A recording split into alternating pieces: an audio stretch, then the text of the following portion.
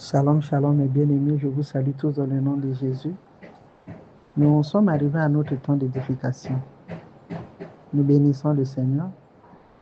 Béni sois-tu, l'homme de Galilée. Béni sois-tu, tendre Père. Béni sois-tu, le roi des rois. Nous te rendons grâce. Nous te bénissons, ô Dieu, de ce que, éternel des amours, Dieu, tu nous as sélectionnés ce soir, Seigneur, pour t'écouter. Nous nous abandonnons entre ta main. Parle-nous, Seigneur, façonne-nous, Jésus. Envoie-nous ta parole et que ta parole nous fasse du bien. Que le Saint-Esprit de Dieu se manifeste puissamment maintenant. Que le Saint-Esprit de Dieu parle à nos cœurs. Béni sois-tu, Jésus. Au nom de Jésus, Seigneur, nous avons ainsi prié. Amen. Bien-aimés, je disais que nous sommes arrivés à notre temps d'édification. Le thème de notre exhortation de ce jour est intitulé « Veille sur toi-même ». Nous lisons la parole de Dieu dans le livre de 1 Timothée 4, le verset 16, et je lis au nom de Jésus. Veille sur toi-même et sur ton enseignement, persévère dans ces choses, car en agissant ainsi, tu te sauveras toi-même et tu sauveras ceux qui t'écoutent. Bien-aimés, nous savons que nous préparons notre jeûne et prière sur le thème 1 Pierre 5, 8, qui dit « Soyez sobres, veillez et priez ». Et nous avons déjà décortiqué ce thème, nous avons déjà décortiqué ce verset biblique, et nous savons déjà ce que c'est que être sobre, et nous savons aussi ce que c'est que veiller. Bien aimé, veiller, nous l'avions compris au travers les exhortations de tous les hommes de Dieu qui nous ont exhortés. Nous avons compris que c'est être vigilant. Mais aujourd'hui, mes bien-aimés, nous approfondissons la question en introduisant la dimension de veiller sur soi-même, de veiller, de se garder. Donc, veiller et prier. Nous avons dit la fois dernière que c'est être vigilant. Mais aujourd'hui, nous élargissons notre compréhension en disant que veiller, c'est aussi se garder soi-même. Bien-aimés, nous voulons nous rappeler que nous sommes un peuple mis à part. Nous sommes un peuple choisi par Dieu.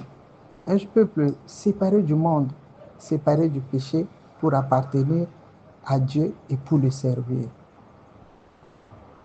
C'est pour cette raison que Paul disait à Timothée, veille sur toi-même, veille sur ton enseignement et persévère dans ces choses. Bien-aimés, au travers de ce passage de 1 Timothée 4, verset 16, nous comprenons que veiller, c'est implorer chaque fois l'aide du Saint-Esprit afin de demeurer dans la volonté de Dieu et rester connecté au Père. Veiller, c'est cultiver notre communion avec Dieu. Veiller, c'est garder sa foi. Veiller, c'est garder sa communion. Veiller, c'est veiller sur sa conduite et sur son intégrité. Bien-aimé, la Bible nous dit dans Ésaïe 59, le verset 1, que la main de Dieu n'est pas courte, mais ce sont nos offenses qui nous cachent la face de Dieu. C'est le péché qui nous déconnecte du Père. C'est le péché qui coupe notre communion avec Dieu. C'est le péché qui nous rend désagréables devant Dieu. Bien-aimés, c'est vrai que si nous disons que nous n'avons pas de péché, nous faisons de Dieu un menteur. C'est ce que la Bible dit. Personne sur cette terre, avec notre nature pécheresse, notre nature adamique, nul ne peut dire que je n'ai pas de péché. Nous savons aussi que la chair est faible, mais cela ne soit pas une occasion pour nous de demeurer dans le péché. Nous devons veiller sur nous-mêmes avec l'aide du Saint-Esprit. Que nous ne soyons pas toujours en train de nous vautrer dans le péché parce que la chair est faible. Que nous ne soyons pas toujours en train de nous vautrer dans le péché, bien-aimés, parce que nul ne peut dire qu'il n'a pas de péché. Non, mes bien-aimés. Nous ne pouvons pas être toujours en train de répéter les mêmes erreurs, de répéter les mêmes péchés. Non. Plutôt, nous devons être de nouvelles créatures, des personnes qui font un travail sur elles-mêmes afin de crucifier le vieil homme et être agréable à Dieu. Veiller, c'est garder les enseignements que nous avons reçus, pas seulement les garder, mais aussi les pratiquer, comme le dit 1 Timothée 4, verset 16. Veille sur ton enseignement, persévère dans ces choses. Bien-aimé, quand on dit que le diable rôde comme un lion, cherchant qui le dévorera, quand il rôde, mes bien-aimés, il te pousse à ouvrir des portes qui lui donneront un accès facile. Quand il rôde, il te pousse à la médisance. Quand il rôde, il te pousse au murmure.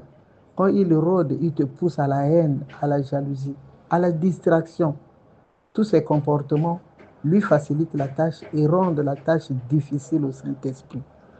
Donc tous les comportements négatifs que nous avons là facilitent la tâche au diable. Lui ouvre les portes parce qu'il rôde, il cherche des accès. Nous sommes agréables au diable quand nous ouvrons ces portes, quand nous péchons, quand nous sommes désagréables à Dieu. Nous devenons agréables au diable. Par contre, le Saint-Esprit est attristé et la face de Dieu nous est cachée.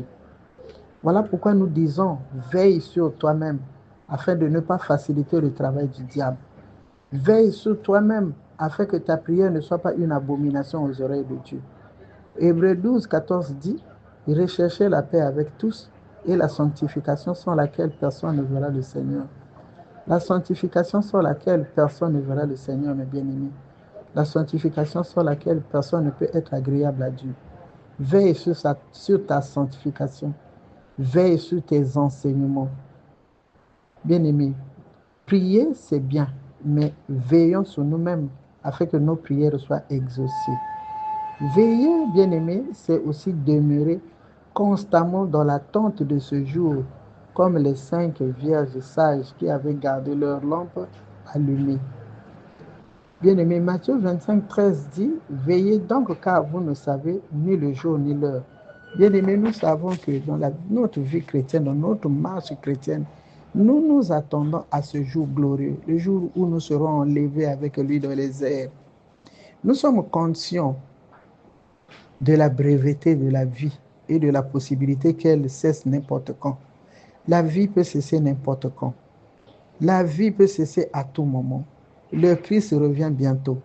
Le Christ nous invite à rester éveillés car nous ne savons pas l'heure à laquelle viendra le Fils de l'homme.